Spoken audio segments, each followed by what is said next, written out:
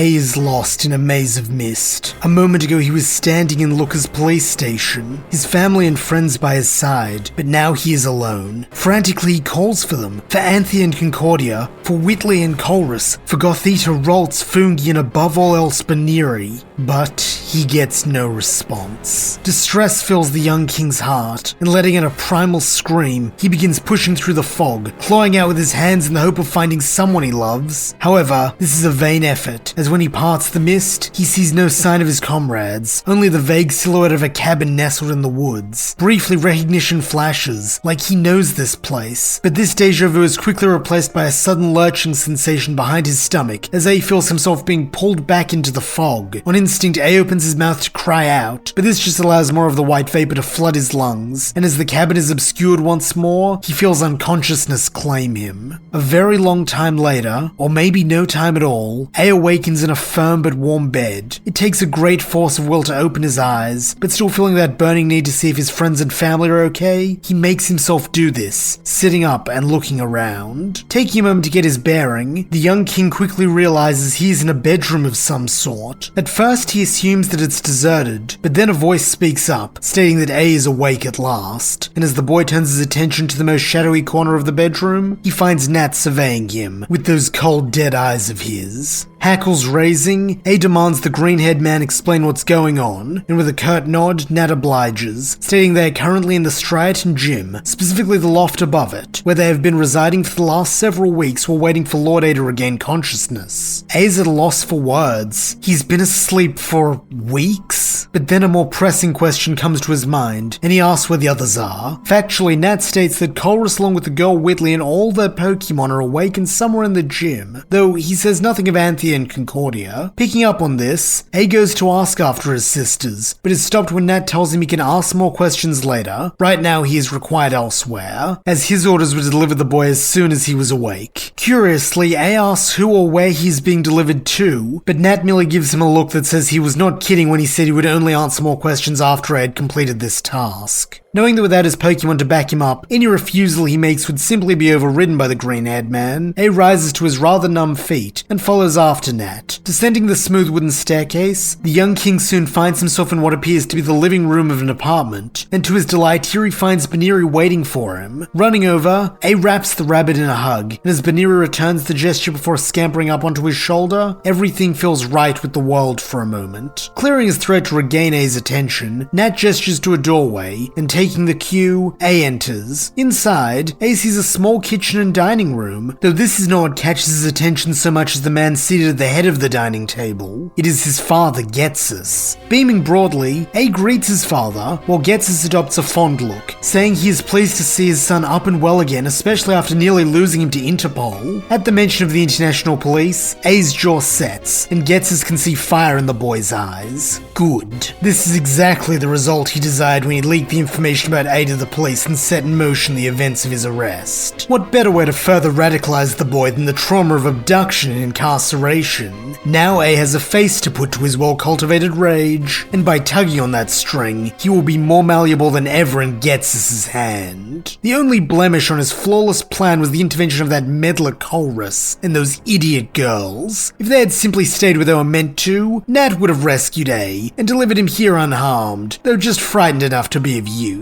Instead, they had somehow bungled things so badly that when Nat found them, A was comatose, and it looked like all those years of careful grooming would be for naught. That had been Ghetsis' darkest hour, though now at last his puppet king has returned to him, and they can finally begin their real work. Beckoning for A to sit across from him, Ghetsis attempts to catch his son up on what he's missed while he's been away, though he is unable to get far as the boy is relentless with his questions such as, where are his sisters, and why are they at the Striaton gym? Knowing that A will not be able to focus until his concerns are allayed, Ghetsis adopts his paternal guise, telling him that Anthea and Concordia are still resting from the ordeal of their escape. As expected, the idea that Interpol is in any way responsible for harm befalling his sisters only makes the young king hate their enemies more, while the answer he receives about their location only makes his scowl deepen. As it turns out, the Striaton gym is in fact a Team Plasma front, with the triplet gym leaders Chili, Cress, and Silent truthfully being the 3 members of the Shadow Triad. However, this is not what disturbs A, and so when he speaks, it is to ask how long this has been the case. A hint of pride in his voice, Ghetsis says their spies in the Pokemon League Association have been in place for several years now, but this does not please A as it should. Instead, he snarls that he wants that to end. Now.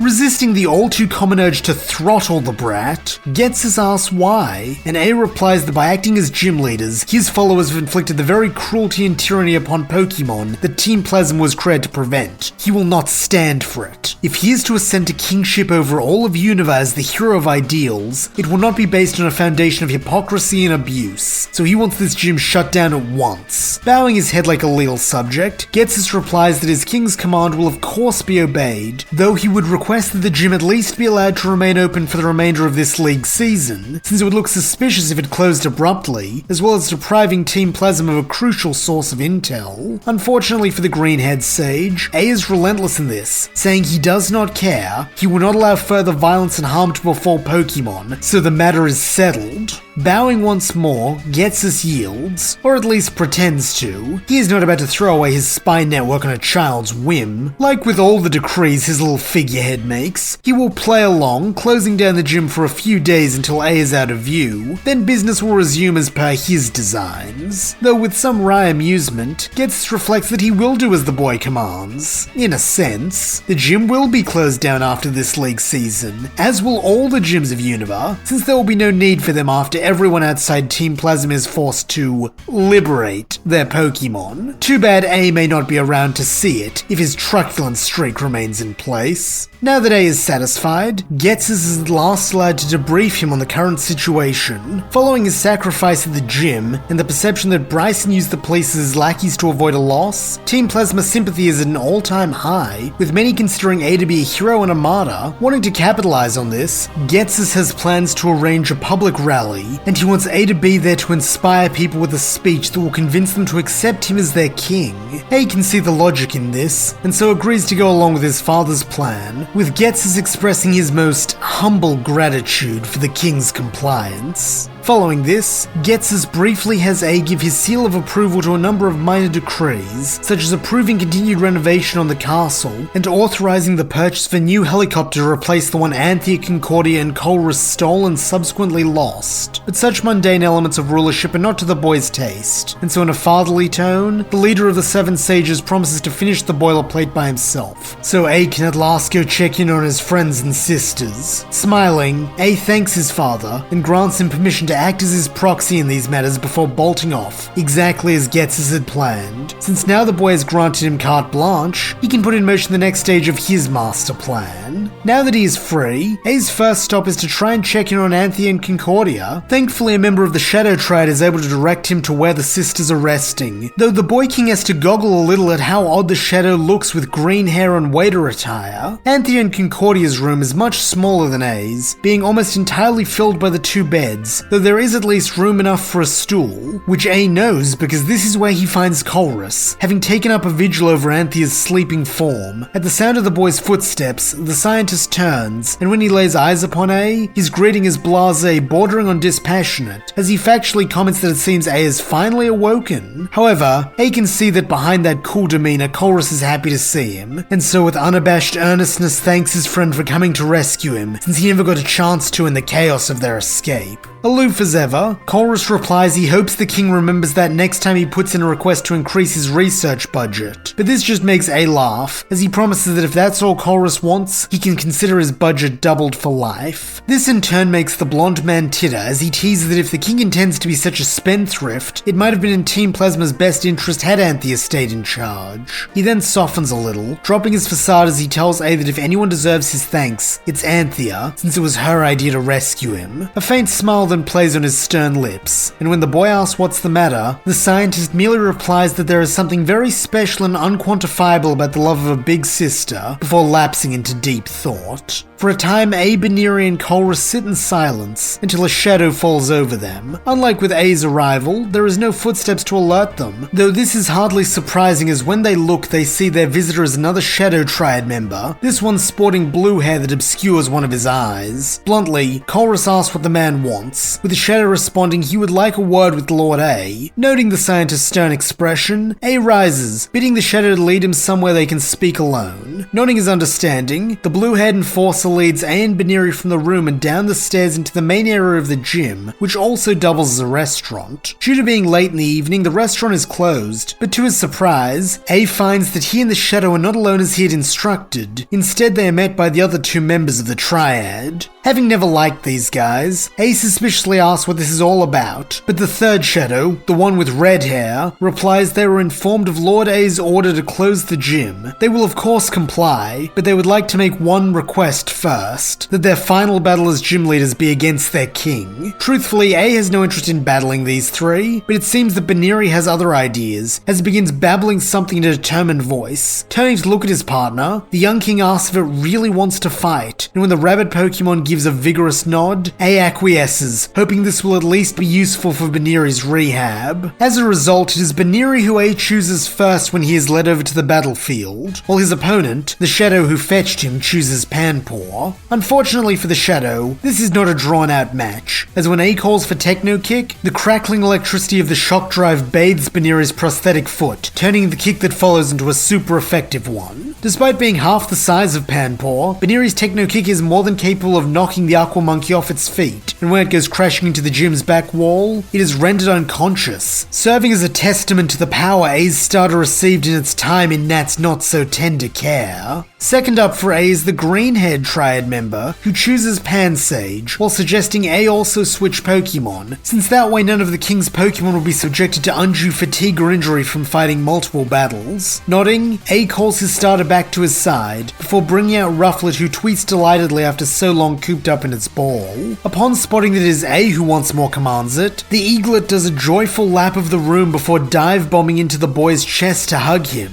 Smiling, A returns the gesture, saying he missed his friend and is happy to see it too, before allowing it to perch on his forearm as he asks if it will battle for him. Eagerly, Rufflet gives a caw in the affirmative, then takes back off into the air, ready to fight. Wanting to wrap things up quickly to avoid unnecessarily harming Pansage, A calls for the move that ended Rufflet's battle with Bryson, Skydrop. However, as the small bird goes in to grab the grass monkey Pokemon, Pansage dances out of the way, using the rocky battlefield-like climbing equipment to get up high and spring down on Rufflet from above. Recognizing this technique also from his match with Bryson, A has Rufflet counter with a peck, but once more Pansage is ever so slightly faster, using acrobatics to dodge out of the way, before grabbing hold of Rufflet's leg to swing itself back around and kick the bird in the face. This sends both Pokemon tumbling to the ground, though while Pansage is quite comfortable here, Rufflet is out of its element, allowing Pansage to fire off a close-range bullet seed. Vainly, Rufflet attempts to bat the seeds away, but when this proves fruitless, A has it take flight, then come back down for a peck. Lifting off, Rufflet shows off its own aerial moves, avoiding Pansage's strafing before zeroing in on the monkey at top speed and striking true. However, this is not Peck, but rather something different. Something A recognizes only because it has been used on him and Rufflet once before, and so grinning, he tells his friend to use its newly learned aerial ace again. Doubling back, Rufflet flies even faster, and though Pansage tries to run, A and Rufflet are reminded of words once said by an enemy.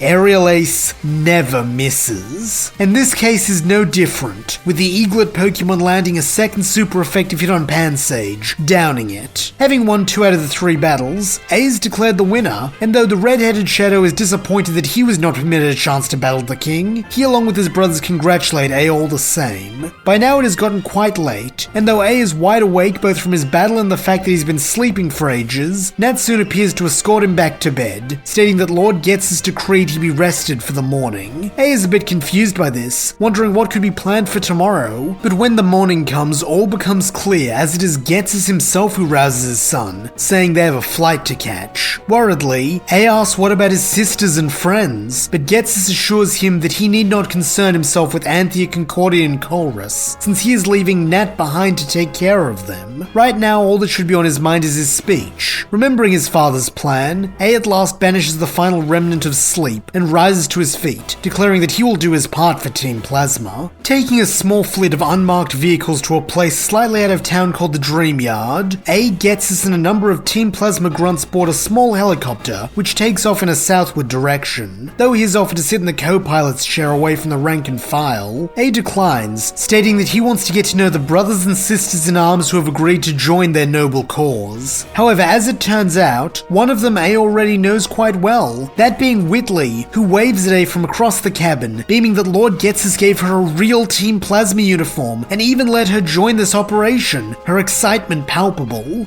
Smiles at his friend, glad that she is alright, and even gives Fungi a wave when he pops out of Whitley's hood. The rest of the flight is spent in amiable conversation with Whitley and the other grunts, most of whom seem delighted to be meeting their king in person, though a few do admit that up close he's shorter than they expected. Finally, around early afternoon, they land a little ways outside Accumula Town, where a second set of unmarked cars is waiting for them, and climbing inside, they are briefed by Bronius of the Seven Sages, who tells them that as Ghetsis commanded, he has ensured a good turnout of spectators for the rally, so all Lord A has to do is deliver his speech. Thanking the sage, A looks out the window. All throughout the flight he'd been thinking about what he's going to say, and now at last he knows. Finally, the cars rumble to a halt, and stepping out into the afternoon sun, A is once more assailed by the noisiness of human settlements. However, at least this time he has a friend with him, as Whitley lays a hand on the boy king's shoulder to steady him. Giving her an appreciative nod, A joins his friend and the others on a small raised garden which has been nominated as their stage. Thankfully, A is not required to speak right away, as both Bronius and Ghetsis deliver speeches first, extolling the values of Pokemon liberation and the duties humans have towards Pokemon as their friends and equals. Seeing the crowd at least mostly agree with this pleases A, giving him hope that maybe not all the people outside of Team Plasma are inherently evil. Finally, the king is called to speak, and taking his father's place in front of the crowd, he opens with an introduction of who he is. This naturally causes a stir, as many know him from his battle and subsequent arrest at the Iceris gym, but A is unperturbed. In fact, he uses this to his advantage, speaking of the inhuman treatment he faced at the hands of his enemies, while also recounting the sad story of the brainwashed watchog he saw. The raw emotion in his voice as he speaks of these poor enslaved friends almost brings some of the audience to tears, though A's eyes are dry, not from lack of feeling, far from it, but because the white-hot fury he feels at those memories quickly burns away any teariness he might feel. Inching close to the edge of the stage, A stares squarely into one of the many TV cameras locked on him, and with earnest hatred states that Team Plasma will punish all those who selfishly abuse Pokemon, and as for those who not only enslave Pokemon, but use them as tools to uphold the wretched status quo, they will have to answer to him personally, since far from scaring him, his recent experience as their captive has lit a fire within him. One by one, he will see to it that they pay for their crimes. Then when the time comes, he will even vanquish Alder the Champion, and unite the region under Team Plasma's banner. So now the people of Unova have a choice to make. Will they side with him and fight for Pokemon liberation, or they stand with the regime of evil and be cast down with it? In this matter there is no middle ground, with the choice being black or white, since make no mistake, this is a declaration of war.